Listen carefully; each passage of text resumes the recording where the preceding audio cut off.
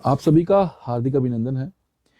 इस समय रात के लगभग 12 बजने को है और मैं फेसबुक पर लाइव हूँ। सोचा कि एक खबर पढ़ रहा था और खबर पढ़ते पढ़ते मेरा एक ध्यान कहीं गया और मैंने सोचा कि आपके साथ में वो खबर मैं शेयर करूँ। आपको बताऊं, खबर इस तरह से है कि आप सोच भी नहीं सकते कि क्या होने वाला है। यहाँ तो दुनिया चांद सितारों की बात करती है, लेकिन कल का भरोसा किसी किसी को नहीं है। लोग ये कहते हैं कि चांद के ऊपर जमीन बिक रही है, जनाब आप ले लो। लोगों ने तो वहां की चांद के ऊपर की जमीन की रजिस्ट्रेशन भी करवा के रख ली, मगर कल का भरोसा भी नहीं है किसी को। तो खबर कुछ इस तरह से है कि मैं आपको क्या बताऊं। मैं खबर जो पढ़ रहा था, ये एक गूगल पे सर्च किया तो एक कुछ सामने आया, तो मैंने सोचा मैं आपके साथ एक बार शेयर करूं और आपको बताऊं कि आखिरकार होने क्या वाला है। हिंदू धर्म में सबसे पवित्र नदी गंगा को माना गया है और आप कभी सोच भी नहीं सकते कि गंगा धरती से चली जाएगी। कहते हैं कि गंगा को भागीरथ ने लाया था और हजारों साल की तपस्या करने के बाद भागीरथ की कई पीढ़ियां जो थी वो इसमें चल बसी थी। और भागीरथ की तपस्या से प्रसन्न होकर माँ गंगा ने कहा था कि मैं धरती पे जरूर आऊंगी, लेकिन जब मैं धरती पे आऊंगी, जब धरती पे गिरूंगी, तो धरती मेरा भार सहन नहीं कर पाएगी और मैं अगर नीचे आई तो मैं सीधा कलयुग में सीधा पताल में चली जाऊंगी। कलयुग नहीं, पताल की उस माता ने कहा, गंगा मैया ने कहा था कि मैं सीधा पताल लोक चली जाऊंगी। तो इसलिए कोई ऐसा व्यक्ति चाहिए, कोई ऐसी चीज चाहिए कि जो मेरे भार को, जब मैं ऊपर से आऊं, तो जब मेरे भार को जो है वो कोई थाम सके, कोई ऐसा व्यक्ति चाहिए। तो उसके बीच में भगवान शिव से प्रार्थना करने के बाद भगवान शिव ने कहा कि जब गंगा आएगी तो मैं अपनी जटाएं बाल खोल लूंगा और गंगा वहां समा जाएगी। तो गंगा मैया भागीरथ की तपस्या से प्रसन्न होकर धरती पे आ गई और आज हिंदू धर्म के अंदर जो माँ का दर्जा जो है गंगा मैया को मिला है। और गंगा में हर साल लोग, क्या हर दिन लोग जाते हैं, हजारों की संख्या में वहां पे लोग होते हैं और श्रद्धालु बड़ी पवित्रता से माँ गंगा का आचमन करते हैं। माँ गंगा में अस्थियां भी प्रवाहित की जाती हैं। मगर आपने कभी ये सोचा कि गंगा धरती से चली जाएगी? आप शायद सोच भी नहीं सकते कि एक दिन ऐसा आएगा कि जो गंगा नदी है ये लुप्त हो जाएगी और धरती से चली जाएगी। ये हमारे प्राचीन ग्रंथों में लिखा हुआ है कि गंगा टिकेगी नहीं। और मैं आपको बताऊं कि खबर जो मैं पढ़ रहा था वो खबर ये थी, कल युग में कब खत्म हो जाएगी पृथ्वी पर मां गंगा का अस्तित्व। और पुराणों में इसका जिक्र भी है, ये सही बता रहा हूं मैं। और ये जो मैं पूरी खबर आपको बताऊं कि सनातन धर्म में माँ गंगा माँ को माता का दर्जा प्राप्त है और बहुत पूजा अर्चना और पवित्र नदी जो है गंगा को माना गया है। और श्री मध्य भागवत पुराण में गंगा नदी के पृथ्वी पर अवतरित की कथा जो है वो मिलती है कि किस तरह से माँ गंगा धरती पे आई और भागीरथ ऋषि अपनी कठिन तपस्या के बल पर गंगा नदी को पृथ्वी पर जो है वो लेकर आए थे। और गंगोत्री ग्लेशियर से, यानी जिसे गोमुख कहा गया है, वहां से पिघल कर निकलने वाली गंगा नदी धीरे धीरे अब लुप्त हो रही है। ये सही बात है कि जहां पर गोमुख है, कहते हैं कि जहां से गंगा निकलती है वहां पर गोमुख होता था, गाय की तरह मुंह बना हुआ था और वहां से गंगा निकलती थी। लेकिन गंगा धीरे धीरे वो खत्म हो गई। हम सोच भी नहीं सकते कि गंगा धरती से किस तरह से लुप्त हो जाएगी हमारे देखते देखते। और मैं आपको ये भी बताऊं कि इसके आगे जो लिखा हुआ है, मैं आपको पढ़ के सुना रहा हूं। धीरे धीरे इसमें लिखा हुआ है कि पिघलते पिघलते धीरे धीरे वो सारी की सारी लुप्त हो गई। और वैज्ञानिक दृष्टि से भी गंगा नदी का जल स्तर जो है अब कम होता हुआ दिखाई दे रहा है। और तय समय के अनुसार सरस्वती और पद्मा नदी धरती से अपना अस्तित्व समाप्त कर स्वर्ग की ओर वापस जा चुकी है।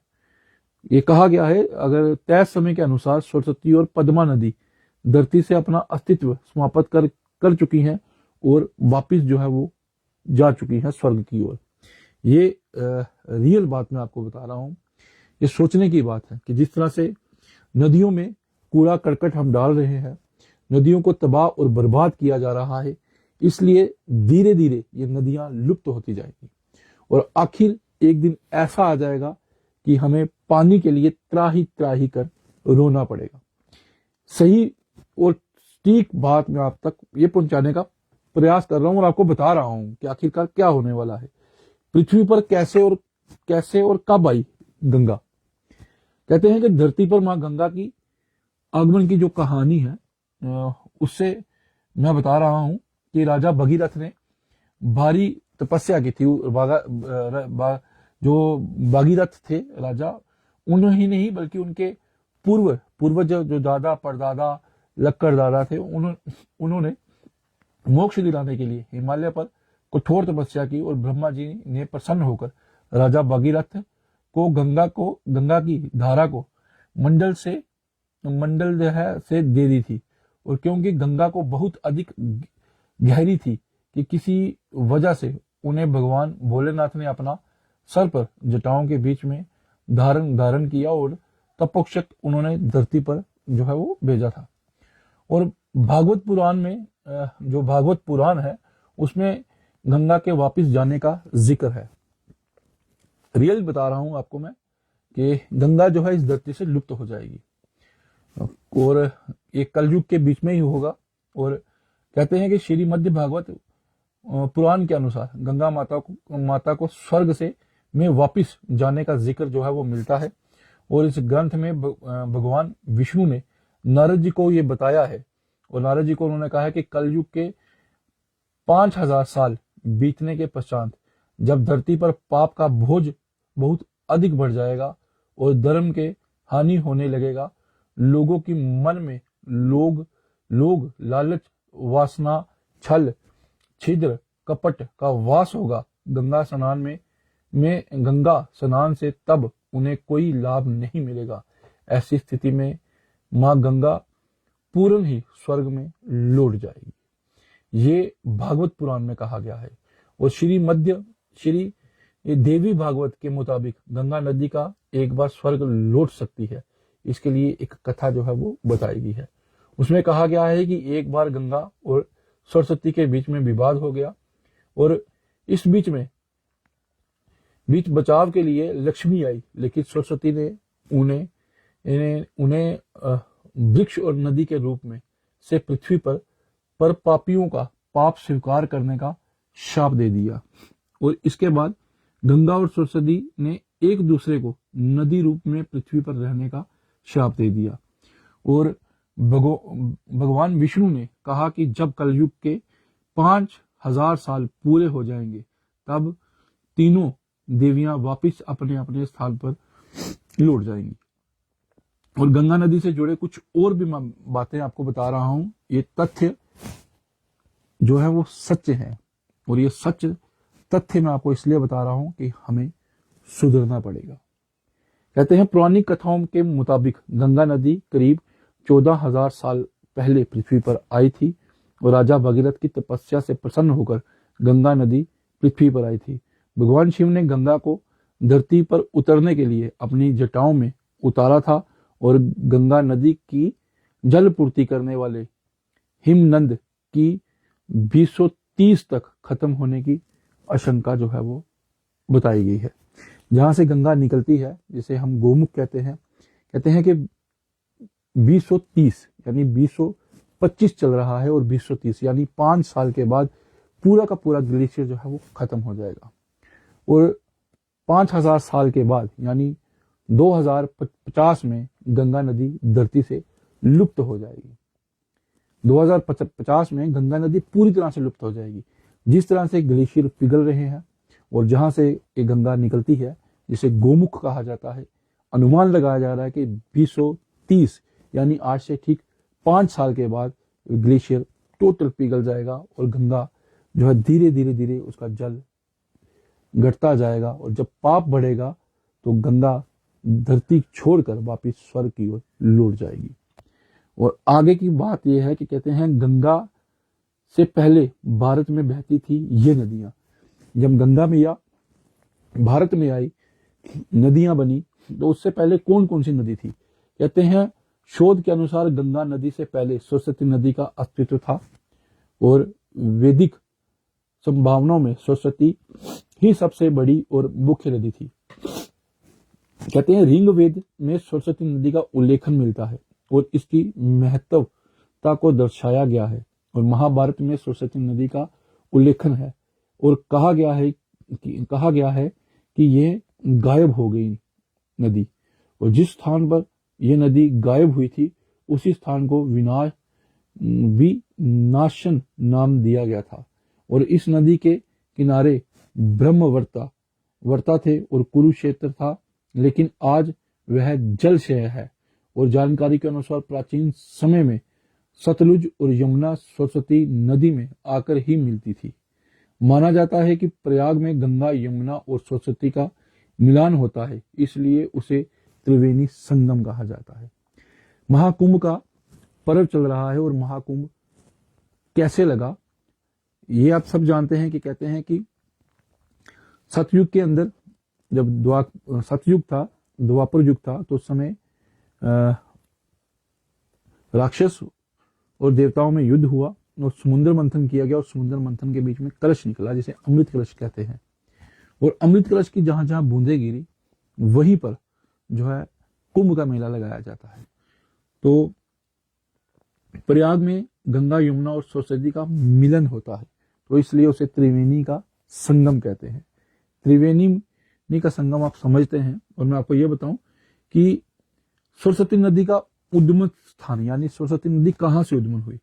वैदिक धार्मिक ग्रंथों के अनुसार धरती पर नदी की कहानी सरस्वती से शुरू होती है, और सरिताओं में श्रेष्ठ सरस्वती प्रथम पुष्कर में ब्रह्म सरोवर से प्रकट हुई, और कहते हैं कि प्राचीन काल में हिमालय से जन्म लेने वाली ये विशाल नदी हरियाणा, पंजाब, राजस्थान और गुजरात के रास्ते आज के पाकिस्तान सिंध प्रदेश तक जाकर सिंधु सागर यानी अरब की खड़ी में जाती थी।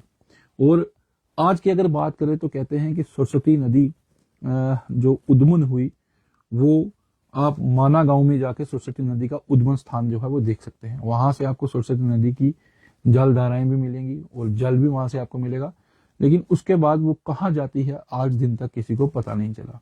लेकिन कहा गया है कि प्रयाग में ये तीनों नदियां आपस में मिलती हैं, लेकिन सरस्वती का मिलना जो है वो किसी को दिखता नहीं है। लेकिन उसके पश्चात भी ये कहा जाता है कि प्रयाग में संगम है, और संगम के बीच में त्रिवेणी संगम में लोग स्नान करते हैं, और आज प्रयागराज आप देख सकते हैं। लेकिन जो मैं कहानी आपको बता रहा था वो यही कहानी नहीं, वो ये सच्ची घटना है कि गंगा नदी जो है वो 2050 में लुप्त हो जाएगी, ऐसा कहा जा रहा है, क्योंकि ग्लेशियर पिघल रहे हैं और सब कुछ आपके सामने है कि कैसे नदियों का जल जो है वो सूख रहा है। हम लोगों को अगर गंगा नदी को बचाना है या बाकी नदियों को बचाना है तो हमें भी थोड़ा सा सुधरना पड़ेगा। ये धार्मिक पुराणों के अनुसार मैंने आपको हर चीज बताई और प्रयास भी किया कि आप समझ सकें कि आखिरकार ये क्या होने वाला है। कहते हैं कि विनाश काले विपरीत बुद्धि, तो ये विनाश काल जो है हमें सबको दिख रहा है, लेकिन हम उस पर सोच नहीं रहे हैं। मैंने आपसे पहले कहा कि लोग चांद सितारों की बात करते हैं और चांद के ऊपर जमीन खरीदने की बात करते हैं, लेकिन जो जमीन आज हमारे पास है वो धीरे धीरे लुप्त होती जा रही है, और उसका सबसे बड़ा कारण है मानव, क्योंकि मानव के अंदर पाप भर चुका है, भय भर चुका है, और हर कोई अपने लिए जीना शुरू कर चुका है। दूसरों की तो किसी को फिक्र ही नहीं है। लेकिन ये रियल कहानी मैंने आपको बताई कि गंगा नदी 2050 में लुप्त हो जाएगी और धरती को छोड़कर वह वापस स्वर्ग में चली जाएगी। ये पुराणों के अनुसार मैंने आपको तथ्य बताए, और पुराणों के अनुसार मैंने सारी चीजें आप तक जो है पहुंचाई और आपको बताया। ये वीडियो आपको कैसी लगी और आपको क्या लगता है कि वाकई में जो मैंने आपको बताया क्या ये सच में सही है? क्या सही में गंगा नदी लुप्त होने वाली है? क्या लगता है आपको, क्या पुराणों की बात सही है? क्योंकि कहा जा रहा है कि ग्लेशियर पिघल रहे हैं और धीरे धीरे ग्लेशियर खत्म हो जाएंगे, और आने वाले समय में गंगा नदी जो है वो धरती से चली जाएगी। ये हमें सोचना पड़ेगा, और हमें ये भी सोचना पड़ेगा कि आखिरकार हम क्या कर सकते हैं। अब मेरे पेज के साथ बने रहिए और कोई भी छोटी सी अपडेट होगी मैं आप तक जरूर जो है वो पहुंचाऊंगा, और इसी तरह की धार्मिक चीजें भी हम आपको जरूर जो है वो बताएंगे। धन्यवाद, नमस्कार।